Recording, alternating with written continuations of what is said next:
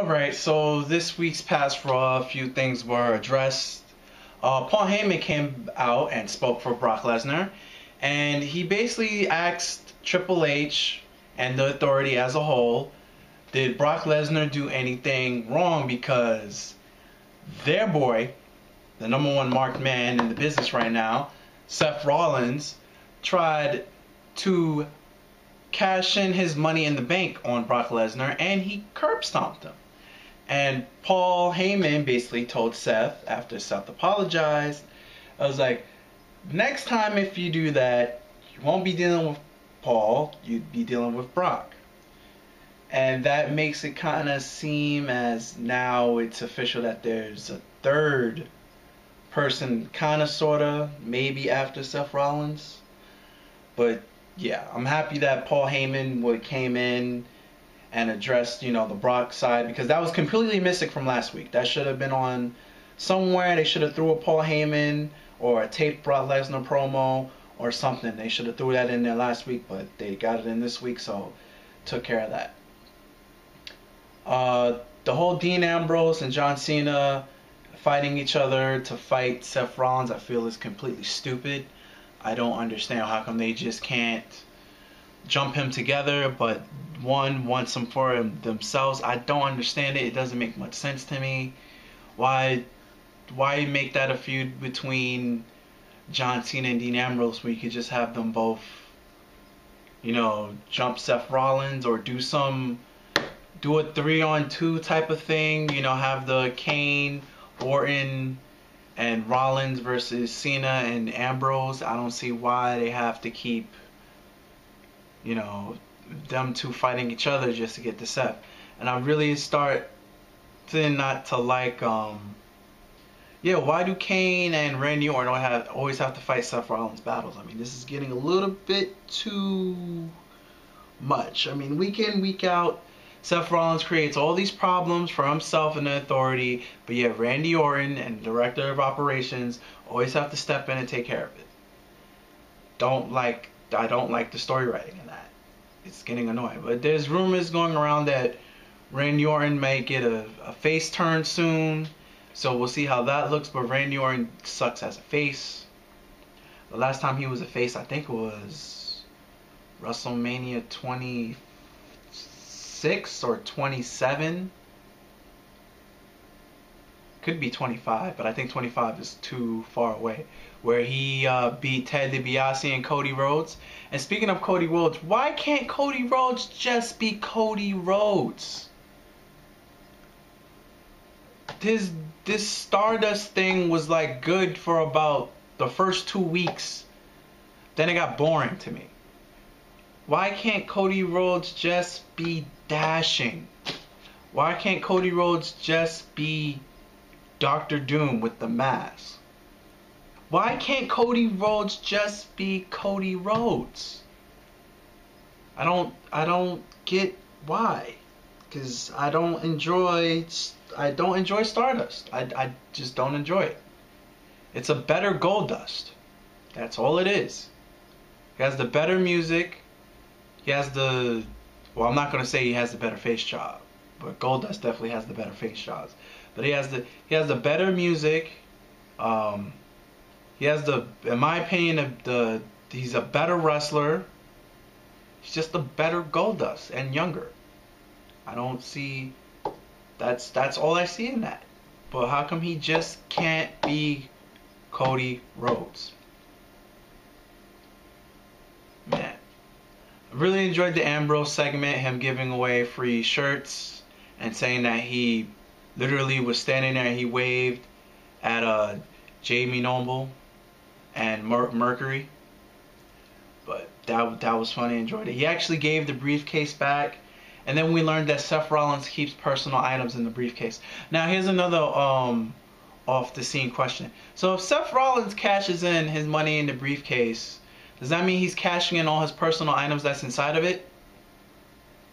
Because as we know now, there's a quote-unquote vibrating razor in it, and obviously he's not using it to shave his face. Just saying. But yeah, that was kind of odd that Seth keeps personal things in the Money in the Bank briefcase. Because, you know, when you cash it in, you don't have it anymore. But, yeah.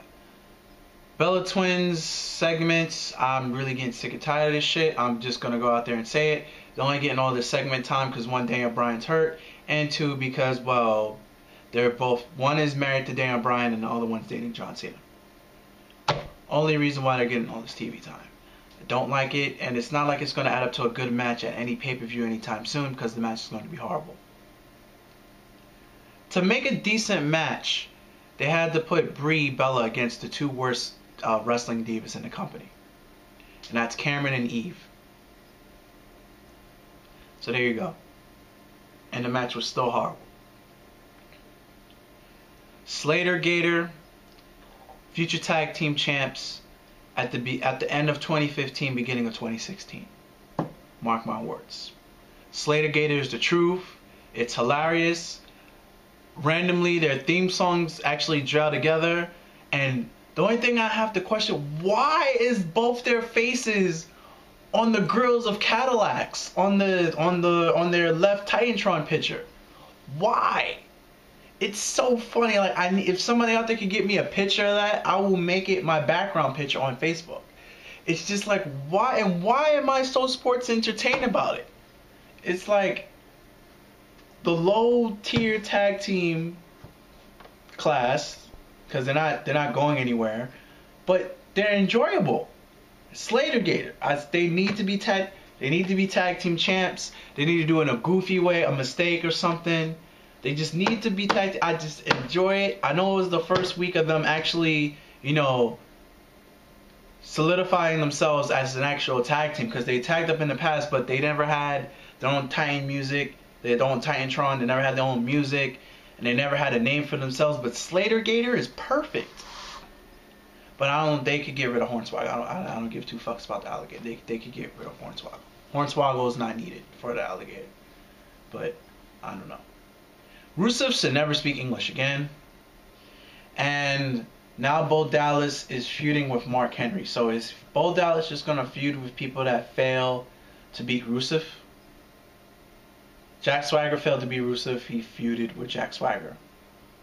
Mark Henry now failed to beat Rusev. Now he's feuding with Mark Henry.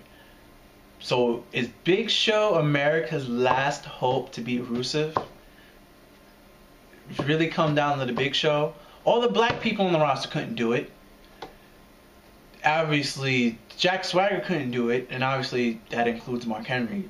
So, yeah, I don't know why they sent Rusev on this giant "I'm gonna crush every black superstar on the roster" thing. I think it started off with Xavier Woods. I'm not sure. We'd have to go back on the tape of that. But is the Big Show our last hope into Rusev getting defeated? Because if Big Show can't do it, then they're probably just going to feed him to the Cena machine, and you know how that's going to work. Cena's going to win. Rusev goes straight down to bottom mid card, as he isn't. Well, he's already mid card now. That Luke Harper repackaged video, I don't know what they're gonna have him do. I can't wait and see. That Triple H burial on The Miz. Now, I've been a fan of The Miz since The Miz came into the WWE. So that barrier hurt me a little. He said, if you ever interrupt me again, he's gonna take his straight to DVD movie career straight to the unemployment line. That hurt me. Now that was a burial. That hurt me. Sheamus match, I put a bunch of Z's because that almost made me go to sleep. Because, you know, Sheamus is the super safe John Cena. You've never seen Sheamus give an angry face promo. You've never seen it. At least with John Cena, you get angry face promos. You've never seen an angry Sheamus face promo. You've seen an angry Sheamus heel, but you've never seen an angry Sheamus face and give a good decent promo. But yeah, and Raw ended with Seth Rollins curb stomping both Dean Ambrose and John Cena with the help of Kane and Randy Orton, which is getting kind of old. So I gave this Raw a 2.5 out of 5. Because, you know, that's just how I felt. that's just how I felt about it. That's just how I felt about it. Hopefully next week's Raw will be better. Hopefully they know what they're going to do heading into Hell in a Cell. Michael Cole already announced that there's at least one guaranteed Hell in a Cell match, and we don't even know who Brock Lesnar is going to face. So there's that as well.